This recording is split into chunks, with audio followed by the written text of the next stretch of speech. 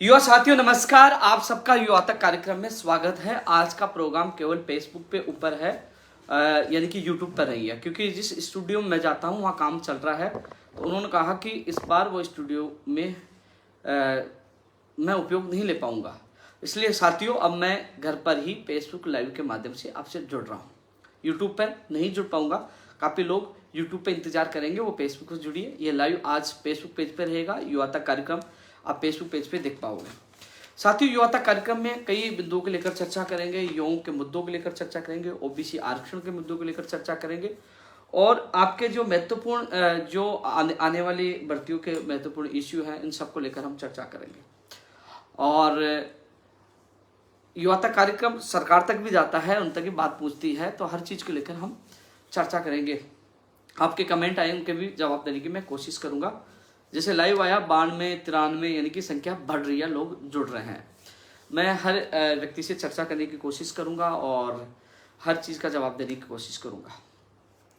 अब मैं सबसे पहले तो एक चीज़ और कह रहा था, ओबीसी आरक्षण जो मामला है उस पर भी मैं चर्चा करूंगा, लेकिन ओबीसी आरक्षण की विसंगतियों को लेकर उससे पहले मैं और मामलों पर चर्चा करना चाहूँगा। जो तमाम भर्तियों के बेरोजगार लगातार युवा तक कार्यक्रम का इंतजार करते हैं कि उनको पता चले कि हमारी भर्तियों की क्या स्थिति है, परिणाम कब आएगा, एग्जाम कब होगी और नई भर्तियां कब आएंगे।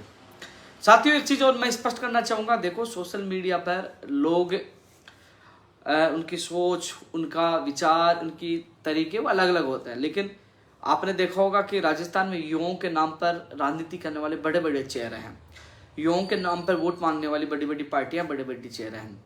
लेकिन साथियों जब धरातल पर उतरना, सड़कों पर उतरना, लाठियां खानी हो, जेल जाना, अनशन करना, आपका भाई साथ रहता है, धरातल पर संघर्ष करते हैं।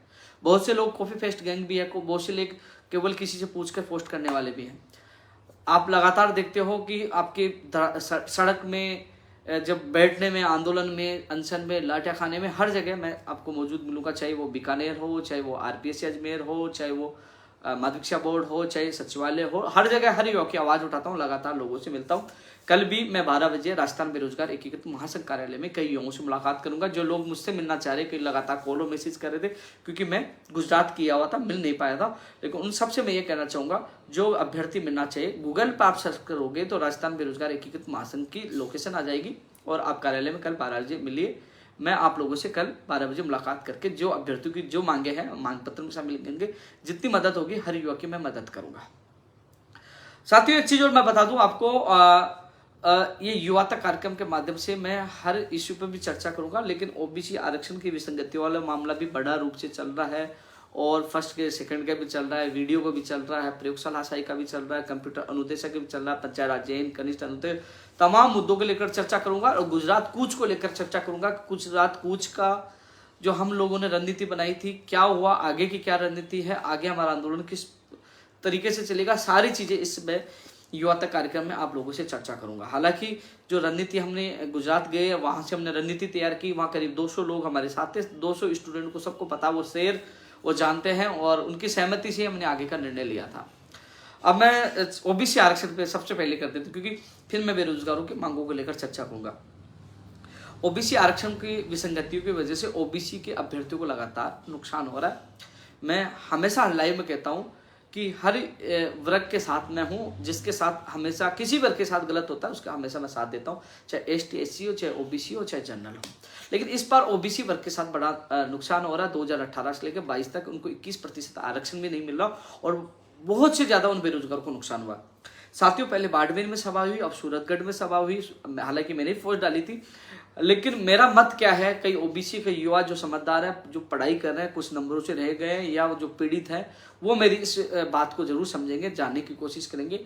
मेरा मत एक ही है, मेरा मत यही है कि जयपुर में जगह जगह धरना प्रदर्शन, महापड़ाव उड़ाने के बजाय जयपुर में स्थायी महापड़ाव डालिए। आप चाकसू में डालिए या चोमू में डालिए और फिर से ऐलान करिए, वहां से पैदल कूच करिए सिविल लाइंस की तरफ। जब हजारों की संख्या में हम कूच करेंगे तो एक दिन में समस्या का हल हो जाएगा, क्योंकि हम लोग जितना इंतजार करेंगे, जितना हम रैलियों में, अलग अलग जिलों में सभाओं का हम संचालन करेंगे तो समय बीत जाएगा। आप देख रहे हो कि यही कांग्रेस सरकार है। बीजेपी सरकार ने मान लीजिए 18 में सर्कुलर आया, लेकिन वो सरकार चली गई, हमने उनको सजा दे दी, उनको सत्ता से निकाल दिया, बेदखल कर दिया। हम लोगों ने चुना कांग्रेस को, लेकिन 3.5 साल से कांग्रेस सत्ता में है और 3.5 साल से जितना नुकसान हुआ कांग्रेस सरकार में हुआ। कल जो सूरतगढ़ में सभा थी उसमें अधिकतर कांग्रेस सपोर्टेड जो नेता है वो वहां शामिल थे।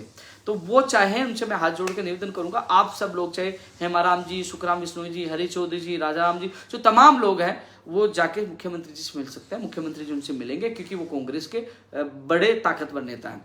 वो चाहे तो राहुल गांधी जी से मिल सकते हैं, वो चाहे तो सोनिया गांधी जी से मिल सकते हैं, वो चाहे तो प्रियंका गांधी से मिल सकते हैं। आप जाओ, जब समस्या का हल हो सकता है। आपको पता है ओबीसी वर्ग के साथ गलत हो रहा है, लेकिन हम इसको लंबा खींचेंगे तो मेरे युवाओं को नुकसान होगा। एक एक सीट का उनको नुकसान हो रहा है। आज राजस्थान पुलिस भर्ती का परिणाम आ गया, अगले वीक या शनिवार, अगले वीक तक आरएस भर्ती का आ जाएगा। तो धीरे धीरे सारी भर्तियां हो रही है, भर्तियां रुकेंगे नहीं, भर्तियां हो रही हैं।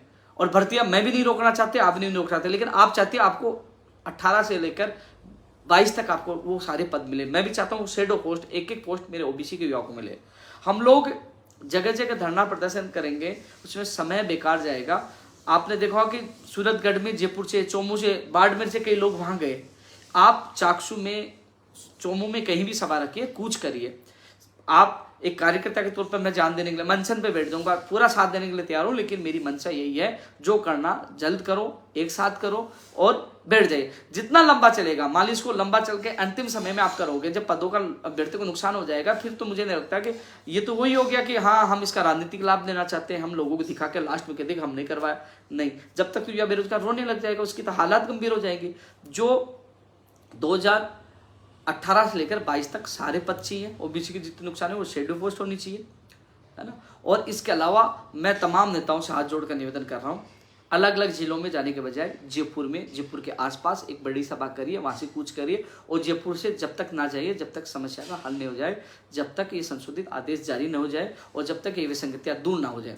पहला इलाज तो हम सब ताकत के साथ, दूसरा इलाज ये तमाम नेता राहुल गांधी, प्रियंका गांधी जी मुख्यमंत्री से मिलवा के करा सकते हैं। इनकी सरकार है और 3.5 साल कांग्रेस सरकार में ओबीसी का अभ्यर्थी को सबसे ज्यादा नुकसान हुआ।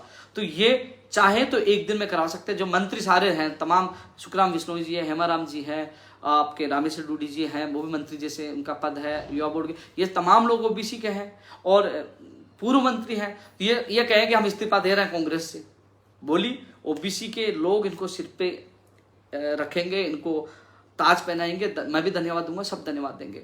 तो ये 2 मिनट में हो सकता है, बताइए। नहीं तो यहाँ जयपुर में सभा डालिए, यहाँ सब लोग आएंगे, सारे युवा आएंगे। बार बार युवा सब जगह नहीं जा पाएंगे। हाथ जोड़कर मैं निवेदन कर रहा हूँ, मैं यही चाहता हूँ कि जयपुर में सभा हो और बड़ी सभा हो, और वो सभा एक दिन की नहीं हो, वो चाहे 2 दिन चले, 3 दिन चले, शिवलाइंस कूच करो, बैठो। ताकत हमें दिखानी पड़ेगी और ताकत दिखाने के लिए हमें जयपुर जल्द से जल्द चुनना पड़ेगा। नहीं तो आपको पता है जो 2018 से जो नुकसान हो रहा है वो नुकसान होता ही रहेगा। भर्तियों के परिणाम भी आ रहे हैं, नई भर्तियां भी आ रहे हैं, और जो ये लोग गुमराह कर रहे हैं उपेंद्र यादव की भर्तियों का परिणाम निकलवा रहा है, ये कर रहा है, ये केवल मुझे इस आंदोलन से दूर कर रहे हैं। मैं दूर रहकर भी मैं चाहता हूँ मेरे युवाओं का भला हो।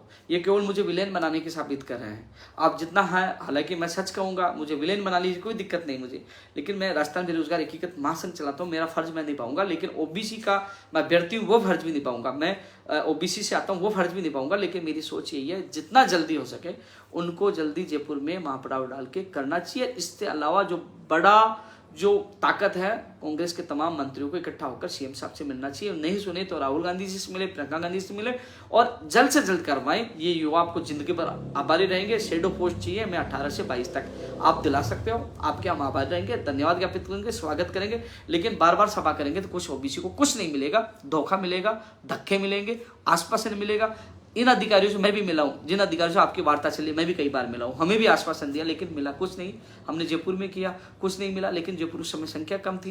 लेकिन तमाम लोग इकट्ठे होकर, तमाम लोग एक जाजम पे आएंगे तो परिणाम मिलेगा। मैं आपसे हाथ जोड़कर कांग्रेस के जो तमाम बड़े नेता हैं, जो उनसे मेरा निवेदन है, जो ओबीसी के नेता उनसे मेरा निवेदन है, जो जयपुर में ऐलान करिए, जल्दी ऐलान करिए। जयपुर जिले में मेन सिटी में तो साक्षू कर दो, आप चोमू कर दो, वहां से कुछ कर लो, लेकिन हम कुछ करेंगे तब इन लोगों को न्याय मिल सकता है। क्योंकि ये लोग, ऐसा नहीं है कि हम लोग नागौर में करें, टोंक में करें, हमें इन जिलों में शक्ति प्रदर्शन की आवश्यकता नहीं है। शक्ति प्रदर्शन की आवश्यकता हमें जयपुर में।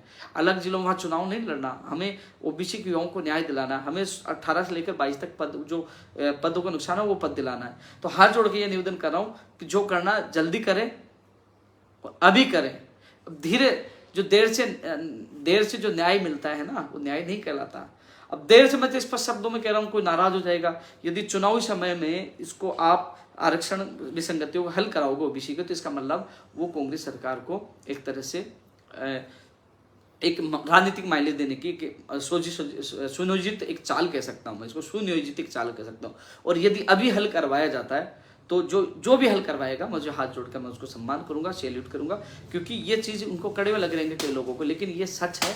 ओबीसी के युवाओं को न्याय अब चाहिए, पद अब चाहिए, और अब उनको अब भी न्याय चाहिए, बाद में क्या होगा ये मैं उनसे हाथ जोड़कर निवेदन कर रहा हूँ। हालांकि मुझे पता है वो अपने लोगों को ग्रुप बना रखा है मुझे ट्रोल करने के लिए, उपेंद्र यादव ओबीसी का त्यारा है, विरोधी है, कई चीज़ वो करवाएंगे, लेकिन उनके सामने सब कुछ हो रहा है, उनके सामने रोज पदों का नुकसान हो रहा है, और जितने लेट होंगे वो पदों का नुकसान उनके सामने हो रहा है, होता रहेगा, क्योंकि उनको सब पता है वो चाहे तो ताकतवर है, एक दिन पे ओबीसी के युवाओं को न्याय दिला सकते हैं। और उनसे नहीं मिल सकते तो सड़कों पर आके बैठिए, दीजिए इस्तीफा, बैठिए सड़कों पर, हम जान देंगे आपके लिए, हम जान देंगे, लाठियां खाएंगे, जेल जाएंगे, अनशन करेंगे, मैं वादा कर रहा हूँ, मैं जान दूंगा जयपुर में बैठी, तो हम सबको मिलकर लड़ना होगा। ये ओबीसी के युवाओं से अपील है, क्योंकि जब पद चले जाएंगे उसके बाद कुछ नहीं होगा। पद अब चाहिए न्याय, ये ओबीसी के युवाओं को, ये ओबीसी के युवाओं से मेरी अपील है। और जयपुर में कभी भी हो, आपसे यही कहना चाहूंगा, जल्द करिए, हाथ जोड़ के निवेदन करो। अब मैं और लोगों के लिए चर्चा करना चाहूंगा। साथियों, ये कागज गिर गए थे, मैं उठा लेता हूँ।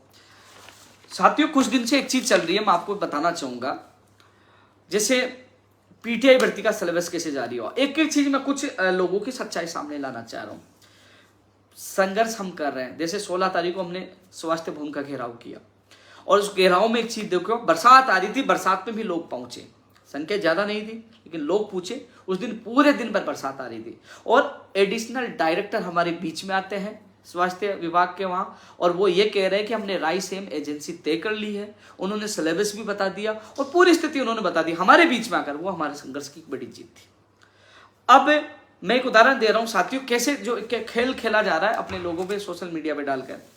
पीटीआई भर्ती का जो सिलेबस है, कई दिनों से विस्तृत सिलेबस जारी नहीं होता। सिलेबस पहले जारी हो चुका था, लेकिन जो सिलेबस जारी होता उसका टॉपिक वाइज विस्तृत सिलेबस की बात थी। कई लोग कह रहे हैं सिलेबस अब जारी हो रहा है, 45 दिन का समय चाहिए। सिलेबस पहले जारी हो चुका था, उस सिलेबस का टॉपिक वाइज विस्तृत सिलेबस की मांग चल रही थी।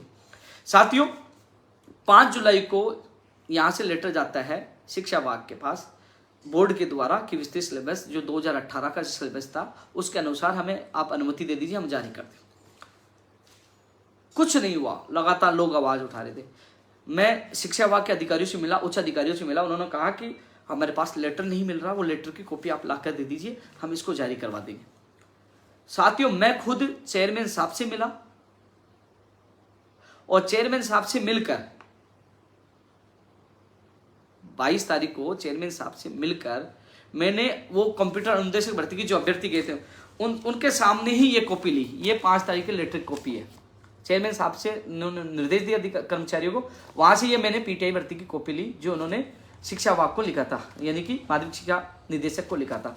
और फिर वो कॉपी लेके मैं पूछा शिक्षा विभाग, उनको मैंने ये कॉपी दी, और मुझे सचिवालय के अधिकारियों ने कहा कि आप निदेशक महोदय जी से संपर्क करिए। मैंने उनसे संपर्क किया, उनसे बात की, उन्होंने वो आदेश उनको मेल किया, मुझे व्हाट्सअप किया, मैंने ये निकलवाया। ये देखो 23 तारीख का आदेश है पीटीआई भर्ती का सिलेबस का, ये निदेशक जी का 23 तारीख का, यानी कि कल ही का। और इस कॉपी को मैं ले जाके चेयरमैन साहब को दिया, और चेयरमैन साहब ने कहा कल जारी करवा देंगे। यानी कि बोर्ड से कॉपी ले गया हूँ, शिक्षा विभाग के अधिकारियों को दिया, वहां का आदेश की कॉपी लाकर मैंने दिया, उसके बाद ये जारी है। इसके गवाह है चेयरमैन महोदय जी। चेयरमैन साहब ने ये भी कहा मुझे कि धन्यवाद, आपने भाग दौड़ करके जल्दी करवा दिया, इसमें 10-15 दिन लेट और हो जाता। तो ये भाग दौड़ मैंने की, और पीटीआई का सिलेबस जारी है। अब लोग कॉपी कर रहे हैं, फोटो डाल के, वही पुरानी फोटो डाल के, देखो हमारे संघर्ष की थी। बड़े शर्म की बात है।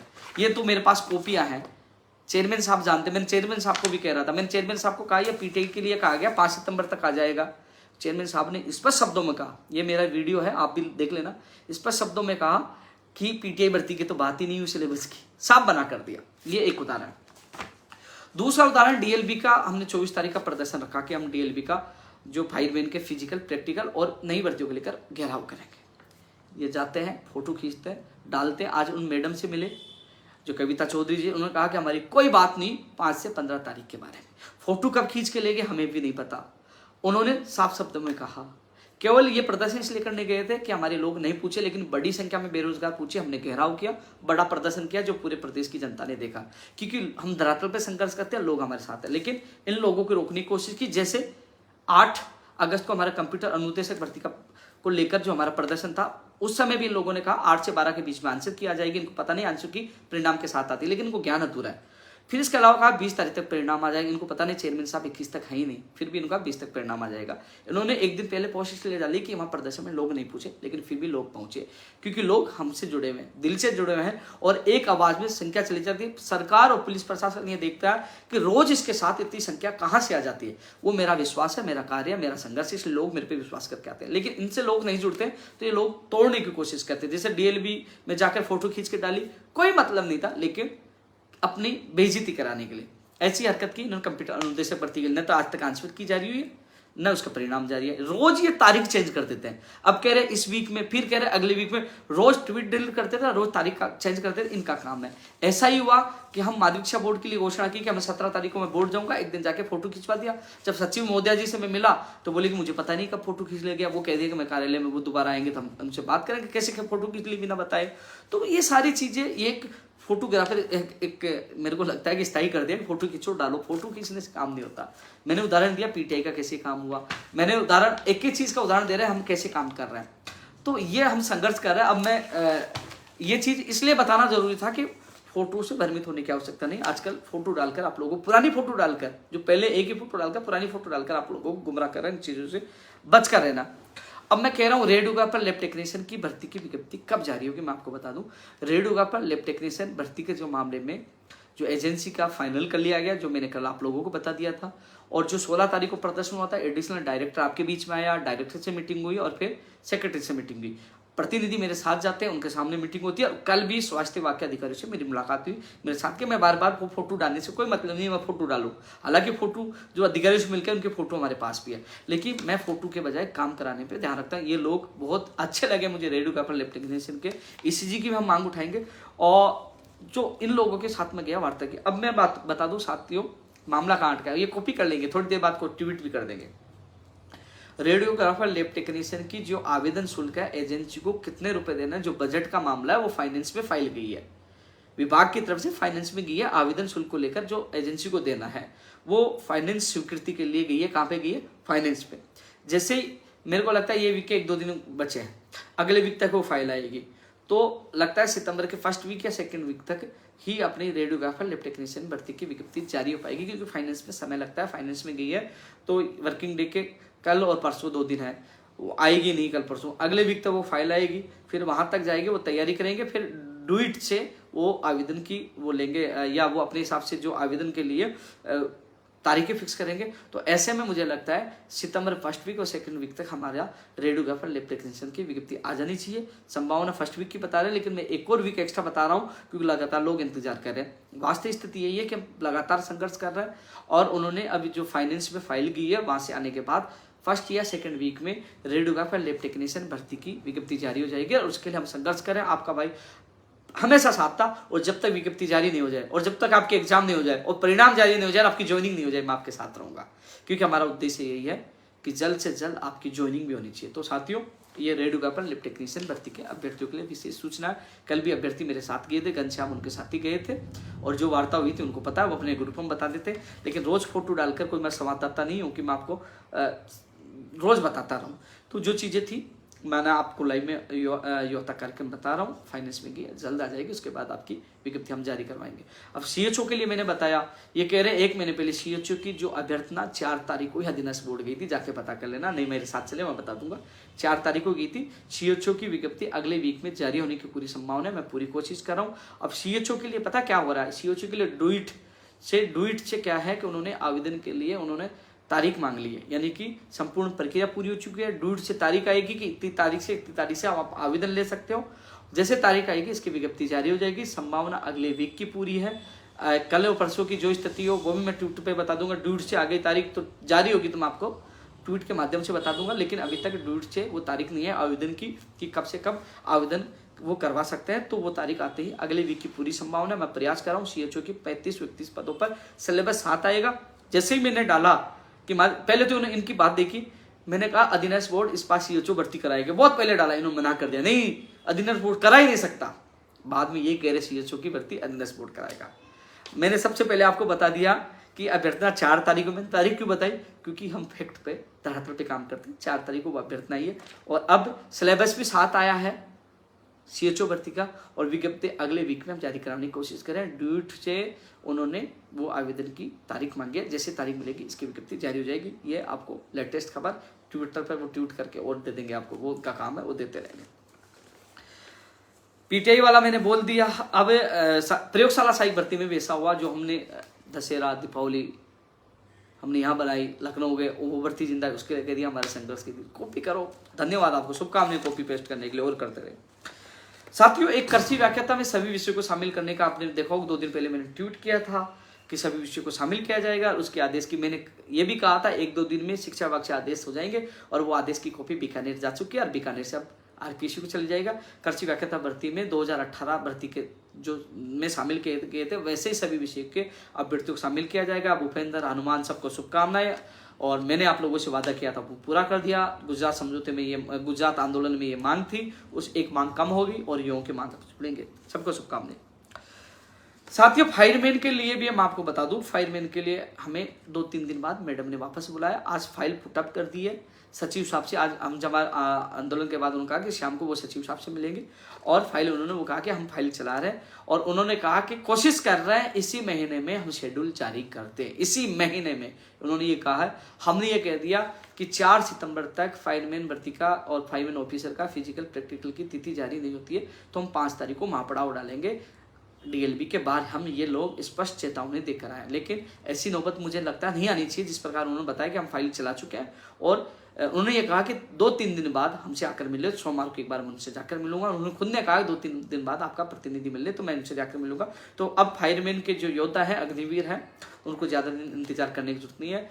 आपको जल्द ही खुशखबरी मिलेगी। आज आप लोगों को बहुत बहुत धन्यवाद, आप बड़ी संख्या में आपकी ताकत का एहसास करवाए। काश आप पहले जाग जाते तो 4 महीने इंतजार नहीं करना पड़ता, लेकिन आप जाग गए, तो आप जागे रहना है जब तक आपके आदेश जारी नहीं हो जाए। आपके आदेश जारी होंगे, जल्द होंगे, और 3 दिन बाद हमें बुलाया। आशा करता हूँ इसी महीने आपके आदेश जारी होंगे, नहीं होंगे तो 5 तारीख के लिए तैयार हो जाना। लेकिन उनको पता है कि इतनी संख्या में आज हम पूछे तो 5 तारीख को तो कितनी संख्या होगी, तो ऐसी नौबत नहीं आएगी। लेकिन फिर भी वो कहते हैं आग लगने के बाद कुआं नहीं खोदना चाहिए, आग लगने से पहले खोद कर तैयार रखो। तो अपनी तैयारी तो पहले तैयार रखो।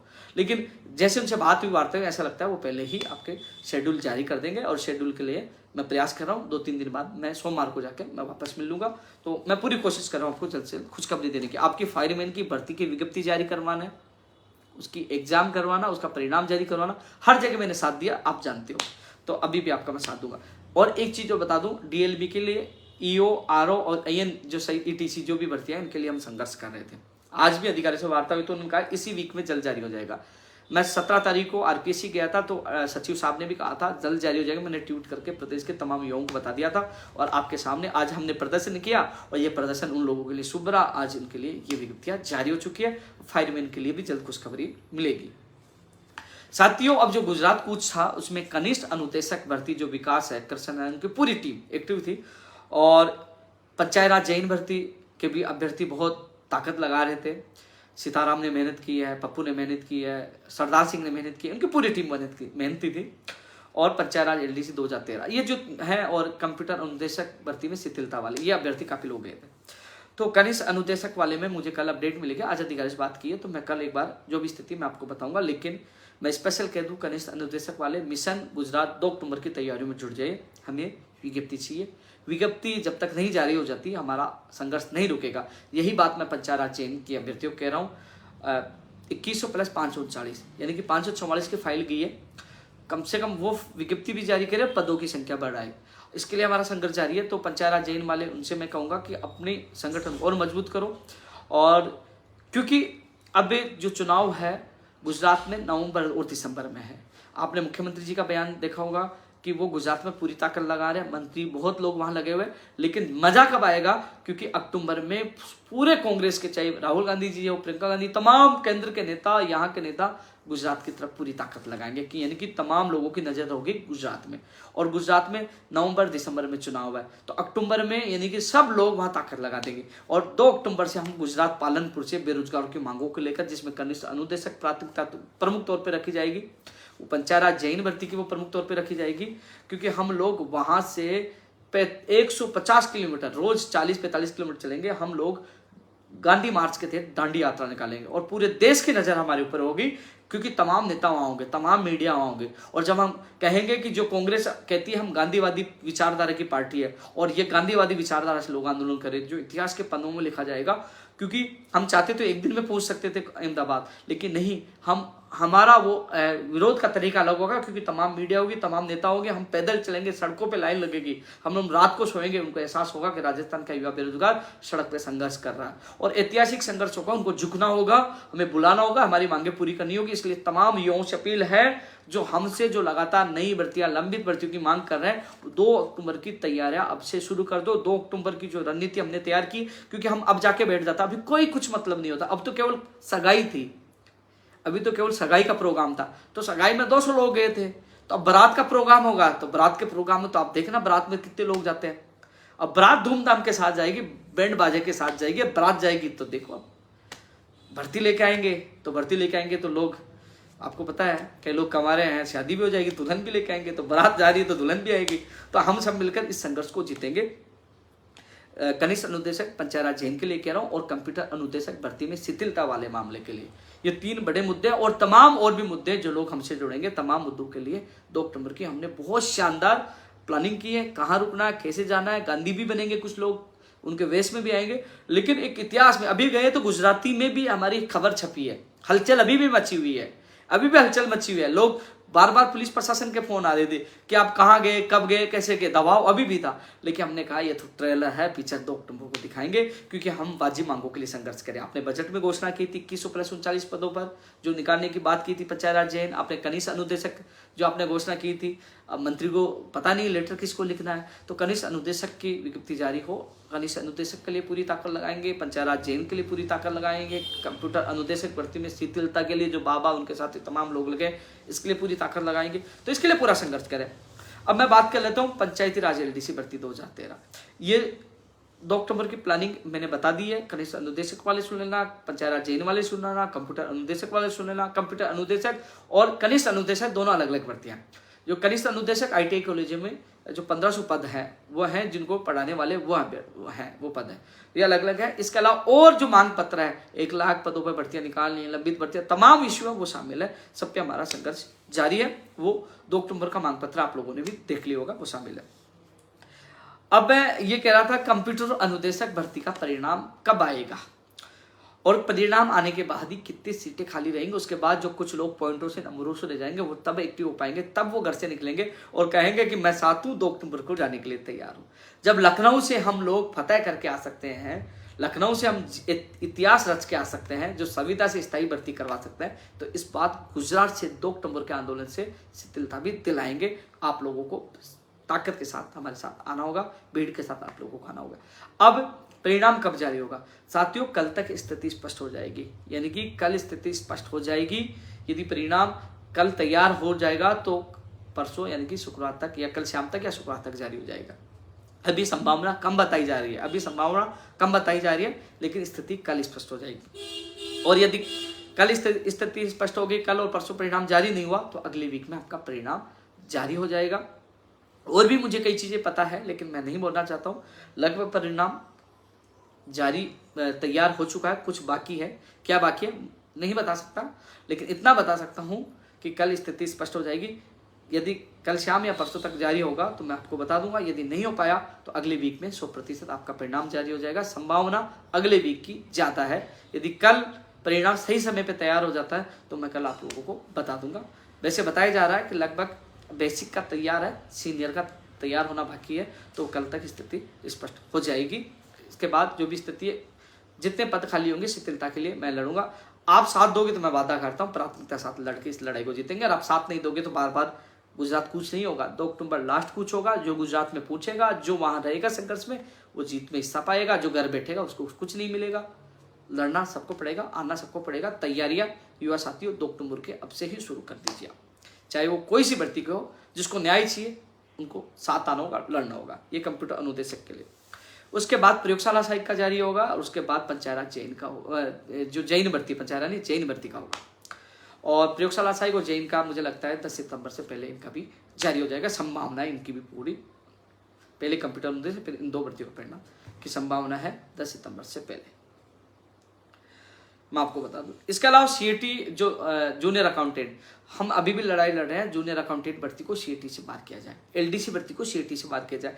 अब सीएटी को लागू करके इन भर्तियों में देरी होगी। मैं लगातार इससे नाराज हूं, सरकार से। सीएटी को लागू करने के पक्ष में नहीं हूं, क्योंकि एलडीसी में भी देरी होगी, देरी जूनियर अकाउंटेंट में भी हो रही है। 2013 के बाद जूनियर अकाउंटेंट आ रही है, तो देरी बहुत हो रही है। लेकिन अब जो सीएटी का सिलेबस तो लगभग तैयार कर दिया है। सीएटी की विज्ञप्ति 2 वर्ष की वजह से, जो शीतलता वाले मामले की वजह से अटका पड़ा है। अब कह रहे हैं कि कल परसों में स्थिति स्पष्ट हो जाएगी, या अगले वीक तक बोले कि हमें दिशा निर्देश डीओपी से मिल जाएंगे, उसके बाद विज्ञप्ति जारी कर देंगे। तो 1-2 दिन में या अगले वीक में सीएटी की भी स्थिति स्पष्ट हो जाएगी। अब मैं आप लोगों को अवगत करा दूंगा। अब मैं चर्चा कर रहा हूं साथियों, कल मैं आपको 12 बजे मुलाकात करूंगा। गुजरात कूच के बारे में आप लोगों को मैंने बता ही दिया, दांडी यात्रा के बारे में बता दिया। हाँ, पंचायत राज एलडीसी भर्ती 2013 के अभ्यर्थियों को अब मुझे पता है कि पहले हम इंतजार कर रहे थे कब होगा कब होगा।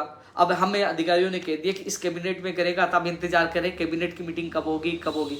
तो मैं बता दूं, जो 17 या 19 सितंबर से जो विधानसभा सत्र शुरू हो रहा है, उससे पहले कैबिनेट की मीटिंग 100% होगी। और मुझे लगा 1-2 दिन में आपको पता भी लग जाएगा कि इस दिन कैबिनेट की मीटिंग है। और इस बार आप लोगों का इंतजार खत्म हो जाएगा, आप लोगों की खुशियां मिल जाएगी। साथियों, कितने पापड़ बेले इसके लिए, लखनऊ गए, लाठियां खाई, जेल ले गया, बहुत कुछ किया। मैंने इस भर्ती को दिल पे लिया था। मैंने ग्रुप में भी कहा था कि मैं जी जान से लड़ूंगा। और हम एक कदम दूर है मंजिल से। वो कैबिनेट का अनुमोदन होने के बाद कैबिनेट की आज्ञा आएगी, आज्ञा वो मुख्य सचिव से अप्रूवल होने के बाद विभाग में जाएगी। ऐसा नहीं जिस दिन कैबिनेट को होते आदेश हो जाएगा, 1 आधा दिन तो लगेगा, लेकिन जल्द ही जैसे कैबिनेट से अनुमोदन हुआ उसके बाद आपकी नियुक्ति प्रक्रिया का कैलेंडर जारी हो जाएगा। आप चिंता न करिए, अंतिम स्टेज पे है। हमारा संघर्ष कामयाब हो रहा हमारे, क्योंकि बहुत पहले आप लोगों को मैंने बता दिया था इस कैबिनेट, उसके बाद कई लोगों ने डाल दिया इस कैबिनेट। सबसे पहले मैंने बताया, क्यों बताया?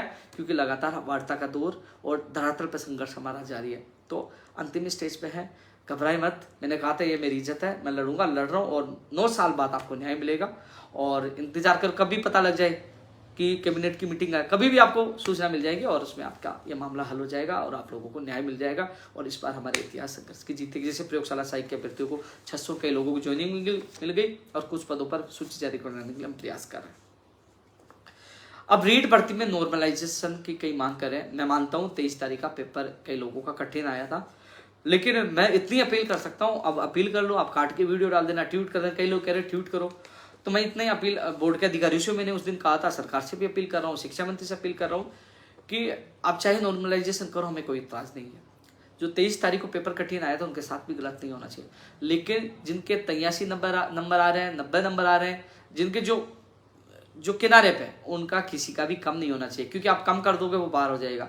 कम किसी का भी नहीं हो, नंबर नॉर्मलाइजेशन करके सबके बढ़ा दो, किसी के साथ गलत नहीं हो। 23 शिफ्ट वाले जिनका कठिन आया था उनके साथ भी गलत नहीं हो, और जो जिनके फिक्स नंबर आ रहे हैं 90, 83, अलग अलग कैटेगरी के जो नंबर चाहिए उनके कम नहीं होना चाहिए, क्योंकि वो बाहर हो जाएंगे, उनके साथ गलत हो जाएगा। तो किसी के साथ गलत नहीं हो। मैं अपील करता हूँ, हाथ जोड़ कर अपील करता हूँ कि आप चाहे नॉर्मलाइजेशन करिए, लेकिन कम किसी का नहीं हो। और जिनका पेपर कठिन आया उनके साथ भी न्याय होना चाहिए, और जिनके सही नंबर आए, फिक्स नंबर आए, उनके साथ भी न्याय होना चाहिए। अन्याय किसी के साथ नहीं होना चाहिए। ऐसा निर्णय बोर्ड को करे। मैंने उस दिन कहा था, लिखित में भी कहा था, कम किसी का नहीं होना चाहिए, दिया था मैंने ज्ञापन में भी, और अब और अपील कर रहा हूँ, गलत किसी के साथ नहीं हो, मैं अपील कर रहा हूँ। साथियों, 1 लाख भर्तियां कौन कौन से विभाग में है, कितने पदों पे, वो हम वर्गीकरण की मांग लगातार कर रहे हैं कि बता तो दीजिए 1 लाख कौन कौन से हम मांग करें। एसआई की मांग करें, हम कृषि प्रेक्षक की नई भर्ती की मांग करें, हम नई आरएस की मांग करें, एलडीसी की मांग करें, हम चतुर्श्रेणी कर्मचारियों की मांग करें, सैनिटरी इंस्पेक्टर की मांग कर रहे हैं, और हम लोग पीआरओ एपीआरओ की मांग कर रहे हैं। हम लोग अलग अलग विभागों में पदों पर रिक्त पद, दंत चिकित्सक की कर रहे हैं, ओटी टेक्नीशियन की कर रहे हैं, इन सब की मांग कर रहे हैं। तो साथियों इसके अलावा फार्मासिस्ट की, नर्स ग्रेड, एएनएम इनकी विज्ञप्तियां जारी है, उसके लिए हम लगातार प्रयास कर रहे हैं। प्रदर्शन किया, लगातार हम प्रयास कर रहे हैं और जल्द ही हमारा प्रयास सफल होगा, आप लोगों को न्याय मिलेगा, खुशियां मिलेगी। अब वीडियो के लिए मेरे पास बार बार कॉल मैसेज, इतने कॉल आ रहे हैं, इतने कॉल, इतने मैसेज। कई लोग कह रहे हैं कि आप है ना जवाब नहीं देते हो। मेरे पास, मैं प्रदर्शन में बिजी था, आप लोग आए थे, मैं मिल नहीं पाया, लेकिन इतना मैं कह सकता हूँ बार बार कॉल और मैसेज नहीं करो।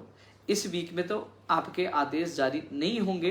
अगले वीक में पंचायत राज विभाग के द्वारा जो दस्तावेज सत्यापन का शेड्यूल है बोर्ड को भिजवाया जा सकता है। पूरी संभावना अगले वीक में, इस वीक में नहीं भिजाए, कई कारण हो गए। 10,000 लोगों की दस्तावेज सत्यापन करवाने हैं, जगह किसकी ड्यूटी लगानी है, कई व्यवस्थाएं करनी है, इस वजह से वो नहीं कर पाए। अगले वीक में सारा शेड्यूल वो बोर्ड को भिजवा देंगे, उसके बाद बोर्ड आदेश जारी कर देगा। तो इसमें इस वीक में कुछ नहीं होने वाला, आप अगले वीक का इंतजार करो। अगले वीक में भी यानी कि ये व्यवस्था कर पाए तो ही भिजवा पाएंगे। उन्होंने, मेरी बात हुई थी, वो पूरी संभावना बता रहे, उन्होंने गारंटी नहीं ली, संभावना उन्होंने बताई, लेकिन अगले वीक तक पूरी स्थिति स्पष्ट हो जाएगी। और इसके अलावा अभी कोई लोग कह रहे थे कि दस्तावेज सत्यापन की प्रक्रिया पूरी कर ली। अरे कौन सी प्रक्रिया पूरी कर ली? जब शेड्यूल जारी होगा और वहां दस्तावेज सत्यापन होंगे तब होंगे ना। कौन सा शेड्यूल कर लिया यार? ड्यूट तो सही ढंग से करिए आप।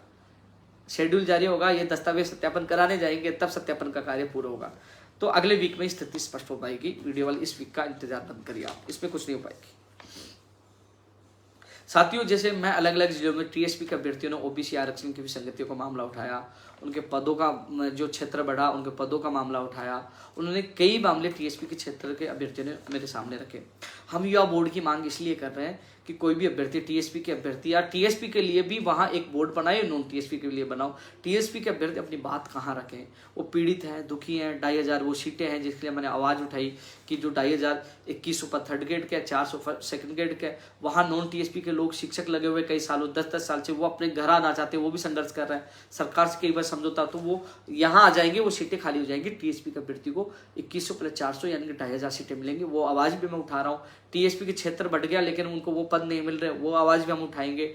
और टीएसपी के तमाम मुझे मांग, जो ज्ञापन मिले, उनको मैं मांग पत्र पूरा बनाकर मुख्यमंत्री के अधिकारियों को जल्दी सौंप दूंगा और इनके लिए आवाज़ उठाऊंगा। टीएसपी के अभ्यर्थी या ना सोचे आप अकेले हो, आपका भाई आपकी आवाज़ उठाएगा। यदि मुख्यमंत्री से मुलाकात होगी तभी आपकी आवाज़ उठाएगा। और अब मुलाकात नहीं होगी, इससे पहले मैं लेटर पैड पे लिखकर जो तमाम ज्ञापन मिले मैं सीएमओ में भिजवा रहा हूँ, क्योंकि आपको न्याय मिलना चाहिए। मैं आपके साथ हूँ। और अब मैंने तो ये भी कहा कई ऐसी इश्यू हैं जो टीएसपी के बड़े महत्वपूर्ण इश्यू है। तो हमने कहा कि तमाम लोग जो बांसवाड़ा, डूंगरपुर और आपके उदयपुर के सब तमाम जिलों को लोग एक दिन कमेटी बनाइए और आपके जो लोकल मंत्री उसके घर जाके बैठ जाएंगे कि आप समस्या हल करिए, आप यहाँ का प्रतिनिधित्व करते हो, उनको न्याय दीजिए। तो उसमें भी मैं साथ बैठने के लिए तैयार, आप तैयार हो जाइए, समय फिक्स कर लिए, मैं आ जाऊंगा। मैं आपके साथ हूँ, पहले भी साथ था, आज भी और आगे भी साथ रहूंगा आपके में। मोटर वाहन उप निरीक्षक का परिणाम जो है ना, इनके जो दस्तावेज, जो अनुभव जो है ना, अनुभव प्रमाण पत्र जांच वाला काम, यानी कि शायद अगले वीक में शुरू होगा, क्योंकि लेटर पूछा है कहीं और कल तक वो इस पे निर्देश देंगे और परसों का दिन बचा है। तो मुझे लगता है वो अभी अनुभव प्रमाण पत्रों की जांच नहीं हुई है, उसमें थोड़ा समय लगेगा, उसके बाद ही परिणाम जारी हो पाएगा। यानी कि सितंबर महीने के अंत तक ही आपका परिणाम जारी होने की संभावना है। टीजीटी 2012 में आज नंबर नहीं आया, अब नंबर आएगा तभी होगा, सुप्रीम कोर्ट हमारे हाथ में है नहीं। रीट परिणाम, पात्रता परिणाम सितंबर के लिए कहा था, मैंने आप लोगों को बता ही दिया था। रीट शिक्षक भर्ती 2021 की रिसपल वेटिंग का जो है ना, आने वाले वीक में स्थिति स्पष्ट हो पाएगी। आने वाले वीक में सूची जारी नहीं हो रही, स्थिति स्पष्ट हो पाएगी कि सितंबर के फर्स्ट वीक में होगी या कब होगी, वो आने वाले वीक में ही मैं आपको बता पाऊंगा। अभी ऐसा नहीं कोई कह रहा था 1-2 दिन जारी हो जाएगी, नहीं, डेटा अभी पहुंचा है, इसलिए देरी हुई। डेटा 12 तारीख तक पूछने की बात उन्होंने की थी, लेकिन तक नहीं पूछा। डेटा अब लगभग पहुंचा और कुछ बाकी बता रहे अभी। तो ऐसे में अब 1-2 दिन, इस वीक तो किसी भी हालात में रिसपल वेटिंग जारी नहीं होगा। अगले वीक में स्थिति स्पष्ट होगी, जो मैं आपको बता दूंगा। जूनियर असिस्टेंट का जो फाइनल परिणाम के संबंध में मैं आज गया था, मुलाकात नहीं हो पाई, लेकिन जैसे बात होगी मैं बता दूंगा। इस परिणाम के संबंध में भी जूनियर असिस्टेंट का परिणाम कब तक जारी होगा। बेरोजगारी भत्ता में इंटर्नशिप रद्द हो, ये गुजरात मुद्दे में महत्वपूर्ण मुद्दा होगा। इंटर्नशिप रद्द की जाए। क्या इंटर्नशिप लगा रखे हो आप? 4-4 घंटे बंधुआ मजदूरी शुरू करें, आप दीजिए बेरोजगारी भत्ता, वो मांग के हम रख रहे हैं। ये चीज भी हम लगातार आप लोगों की उठाते रहेंगे। कोई चीज भूल गया हूं तो अब मैं आप कमेंट देखकर आप लोगों की जवाब दूंगा आपकी भर्ती का। अब मैं फेसबुक कमेंट दूंगा, आप देख सकते। एलडीसी भर्ती 2013 के लिए मैं बोल चुका हूं भैया, हाँ बोल चुका हूं, जो भी बोलिए। कृषि प्रेक्षक नई भर्ती के लिए हम प्रयास कर रहे हैं। गुजरात कूच में इसको प्राथमिकता के साथ रख रहे हैं और इस चीज को हमने हमारे मांग पत्र में शामिल है। कोशिश करें कृषि प्रेक्षक भर्ती जल्द से जल्द आए। पीटीआई एग्जाम सही समय पे होगा, आगे नहीं बढ़ रहा। सिलेबस पहले जारी हो चुका है, उसका टॉपिक वाइज उसी सिलेबस का विस्तृत सिलेबस जारी हुआ है। कमेंट से मैं जवाब दे रहा हूं। विशेष शिक्षकों वालों को मैं बता दूं, विशेष शिक्षक की जो मांग कर रहे हैं 3rd ग्रेड में, हमने तो मांग उठाई है। 1st ग्रेड में भी विशेष शिक्षक से ज्यादा पद निकाले, 2nd ग्रेड में भी निकाले और 3rd ग्रेड में निकाले।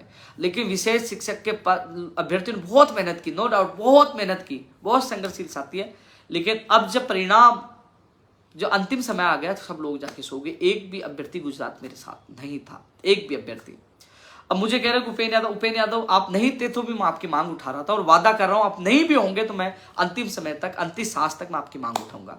लेकिन मैं आपसे हाथ जोड़ के निवेदन कर रहा हूं, प्रेशर आपको बनाना होगा। मुख्यमंत्री जी ने बयान दिया था, उनका वीडियो आप देख रहे हो। प्रेस नोट मुख्यमंत्री जी के कार्यालय से जारी हुआ। यार मैंने आवाज उठाई, आपके लिए संघर्ष किया, सरकार ने वादा किया। अब मुकरेगी तो सरकार मुकरेगी, उपेन्द्र यादव थोड़ी मुकर रहा है। लेकिन सरकार मुकर रही है तो आपको सड़कों पे आना चाहिए। जब तक आपके पदों की घोषणा नहीं हो जाए, अब आप लोग आराम से सो रहे हो। एक भी अभ्यर्थी केवल सोशल मीडिया के अलावा आप एक्टिव नहीं हो, कोई भी नहीं हो, कोई भी नहीं आ रहा, आपको नुकसान हो जाएगा। मैं आपसे निवेदन कर रहा हूं, एक बार खुद अपने लिए आप गुजरात नहीं जा सकते हो, जयपुर में प्रदर्शन करिए अपने लिए, क्योंकि वो अपने वादे से मुकर रहे हैं, भूल गए, कोई जवाब तक नहीं दे रहे। हमारे आपने पता है कि हम लोग 1 तारीख को गए थे, हमसे उन्होंने मांगा, 3 को गए थे शायद, था ना, हमसे उन्होंने मांगा, निदेशक महोदय जी ने, आपने पूरे कागज दे दिए। उसके बाद कोई पॉजिटिव रिपोर्ट आई नहीं आई। और जब तक पॉजिटिव रिपोर्ट नहीं, जब पदों की सूचना नहीं आ जाती, आपको आरटीआई में 0 पद मिले, उसके बावजूद भी आप सो रहे हो। और यदि वैकेंसी नहीं आई, इसके जिम्मेदार आप लोग होंगे और सरकार होगी। यार कम से कम जागिए, मैं साथ देने के लिए तैयार हूं। आप जहां बिठाओगे मैं साथ देने के लिए तैयार हूं। लड़ना तो आपको पड़ेगा। कई लोग कह रहे थे हमने तो बहुत संघर्ष किया। अरे संघर्ष किया था, आप अपने लिए किया, मैं आपके लिए किया, मैं अभी भी साथ देने के लिए तैयार हूं। लेकिन मुख्यमंत्री जी बोल गए, आप प्रेस नोट में बता दिया कि अगली भर्ती में अधिक से अधिक पद निकालेंगे। इससे ज्यादा उपेन्द्र यादव क्या कर सकता है। मैं तो अभी भी साथ दे रहा हूँ, आगे भी दूंगा। लेकिन मैं आपसे हाथ जोड़ के कह रहा हूँ, जाग जाओ अंतिम बार, अपने भविष्य के लिए जाग जाओ। आपके लिए हाथ जोड़ रहा हूँ यार, मेरा कौन सा पर्सनल चीज है, आपके लिए जगाने के लिए कह रहा हूँ। तो विशेष शिक्षक कह रहा हूँ, अभी मामला नेगेटिव जा रहा है, एक बार जाग जाइए, एक बार फिर एक्टिव हो जाइए। मैं पूरी कोशिश कर रहा हूं, मैंने मांग पत्र में महत्वपूर्ण रूप से रखा है। गुजरात कूच में भी मैं नाराज इसलिए हूं, सरकार से मेरा क्यों झगड़ा चल रहा है, क्यों नाराज हूं सरकार से, क्यों मैं गुजरात कूच कर रहा हूं, नाराज इसलिए हूं। विशेष शिक्षकों को उन्होंने वादा किया था, वो पद नहीं निकाले। पंचायत राज एलडीसी का कैलेंडर जारी करने में देरी की। पंचायत राज जैन भर्ती की विज्ञप्ति जारी नहीं की 2100+539 पर। आपने कनिष्ठ अनुदेशक भर्ती की विज्ञप्ति जारी नहीं की। आपने टीजीटी 2012 वाला काम नहीं करवाया। आपने 1 लाख भर्तियों का विधिकरण नहीं किया। आपने प्रदेश के बेरोजगारों को प्राथमिकता नहीं दी। मैं आप सबके मुद्दों को लेकर ही तो नाराज चल रहा हूँ, इसलिए तो मैं लड़ रहा हूँ सरकार से। क्यों लड़ रहा हूँ, मेरी कोई व्यक्तिगत दुश्मनी है क्या, मेरी कोई दुश्मनी नहीं कांग्रेस से। लेकिन मैं नाराज हूं कि इन्होंने वादे से मुकर गए, वादा पूरा नहीं करे, इसलिए मैं लड़ रहा हूँ। मैं इनसे पूरी एक तरह से पूरी दुश्मनी ले रखी है यार। आप लोगों के लिए सीधे सरकार से टकरा रहा हूं, तो आपको भी टकराना चाहिए, साथ देना चाहिए। आप मेरा साथ दोगे तो मैं मजबूत बनूंगा और पूरी ताकत से लड़ूंगा। तो आपसे मेरा निवेदन यही है कि आप लोग एक बार फिर जागे और इस लड़ाई में शामिल हुए। और कमेंट है किसके आ रहे हैं, 2nd ग्रेड एग्जाम भैया टाइम पे ही हो रही है 2nd ग्रेड, अभी तो स्थिति यही है। एलडीसी 2013 के लिए किशोर भाई मैं बोल चुका हूं ऊपर, कमेंट आ रहे हैं जवाब। टीजीटी पूरा सपोर्ट है, अब सुनवाई नहीं हो पा रही है। 2012 वाले मामले में समय नंबर नहीं आया तो उसमें अपने हाथ में नहीं है, वो सुप्रीम कोर्ट का मामला। 2nd ग्रेड भाई टाइम पे होगी। अब मैं कमेंट का जवाब दे रहा हूँ फेसबुक पर। रिसर्च का लेवल 1 में पोस्ट बढ़ेगी क्या भैया, आपके अभ्यर्थी मेरे साथ गए थे, पूरी स्थिति स्पष्ट कर दी, उनका पद खाली नहीं है। फिर भी गुजरात कूच में मैंने मांग रखी, लेकिन आपका एक भी अभ्यर्थी नहीं आया। आपने मीडिया में देखा, नाम आया था, लेकिन आप घर बैठे रहो। लेकिन फिर भी मैं आपकी मांग उठाऊंगा। वीरेंद्र भाई एलडीसी 2013 के लिए बोल चुका हूं मैं। हाँ, पद बढ़ाने की मांग रखूंगा एनम में भैया। नॉर्मलाइजेशन के लिए मैं बोल चुका हूं ऊपर, मेरा मत रख चुका हूं ऊपर। किशोर कुमार मैं बोल चुका हूं ऊपर। कॉमर्शियल असिस्टेंट टाइपिंग रिजल्ट भैया मैं 1-2 दिन बता दूंगा इस संबंध में ना। आज गया था, मुलाकात नहीं हो भाई, वो मीटिंग में थे। कंप्यूटर अनुदेशक रिजल्ट के बारे में मैं बोल चुका हूँ। फॉर्म रीओपन होना मुश्किल है, मुझे लग रहा है कि आने वाली भर्तियों में 2 वर्ष का वो लाभ दे रहे हैं, मुश्किल है। रीट 2016 के अभ्यर्थी मुझे मिले थे, रीट 2018 के भी मैं मांग करें, रीट 2016 साइंस पे इंग्लिश की एक और सूची जारी की जाए और 2018-16 की जो संस्कृत के अलावा एसएस के अलावा और की सूची जारी की मांग करें, आईए की मांग करें, सूचना सहायक की मांग करें, प्रोग्राम की भर्ती निकालने की मांग करें। साथियों मैं केवल 2 मिनट और लाइव रहूंगा, जो सवाल पूछना चाहिए वो पूछ सकते हैं। पीटीए की एग्जाम समय पे होगी। किशोर भाई मैं बोल चुका हूं, कितनी बार बोलूं, जलदाय विभाग में भी मांग करेंगे।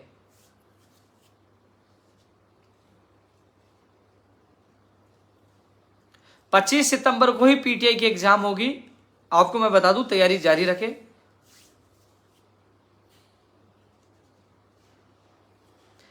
एलटीआरटी के लिए मैं विस्तृत रूप से अभी बता चुका लाइव में, आप देखना। यूट्यूब पे काफी लोग इंतजार कर रहे होंगे, आज यूट्यूब पे नहीं था, मैं लगातार आप लोगों से जुड़ता रहूंगा। आज के लाइव में धन्यवाद। आगे युवा तक जो भी कुछ मैं भूल गया होऊंगा आप मुझे व्हाट्सएप पे आप कमेंट से बता देना, जिससे मैं देखकर आगामी उस युवा तक कार्यक्रम में आपके मुद्दों को शामिल करूं। जो युवा अपनी बात रखना चाहता है, मिलना चाहता है, कल 12 बजे राजस्थान बेरोजगार एकीकृत महासंघ कार्यालय पूछे। एड्रेस के लिए आप गूगल पे जाओगे, आप सर्च करोगे तो लोकेशन आपको मिल जाएगी, उस लोकेशन के आधार पर आप कार्यालय पहुंच सकते हैं। मैं कल 12 बजे आप लोगों से मुलाकात करूंगा, 12 बजे पूछ ही जाना, मैं 11:45 बजे पूछ जाऊंगा। ऐसा नहीं है कि अब फिर मैं 12 से 1 बजे तक केवल 1 घंटा रहूंगा, आप मिल सकते हो, जो अपनी बात रख सकते हो। और 20 वाला मैटर पे मैं चर्चा कर चुका हूं और लगातार युवा तक कार्यक्रम के माध्यम से आपकी आवाज़ उठाता रहूंगा और जो भी विशेष चर्चा होगी आप लोगों को मैं बताता रहूंगा। कोशिश की है मैंने अधिकतर मांगों को इस लाइव में रखने की, जो कुछ मांग रह गई है मुझे नोट करवा देना, लेकिन 2 अक्टूबर की तैयारियां अब से शुरू कर देना। हालांकि राजस्थान में जो स्थितियां बनी है, जो राजनीतिक जो खबरें चल रही है, वो आने वाले समय में स्थिति स्पष्ट हो जाएगी। लेकिन फिलहाल यही है कि हमारा संघर्ष आज भी है, कल भी है, और जब तक अंतिम सांस है मैं युवाओं के लिए मेरा संघर्ष जारी रहेगा। एक और युवा तक कार्यक्रम आपसे मुलाकात होगी, तब तक के लिए अलविदा। जय हिंद, जय भारत।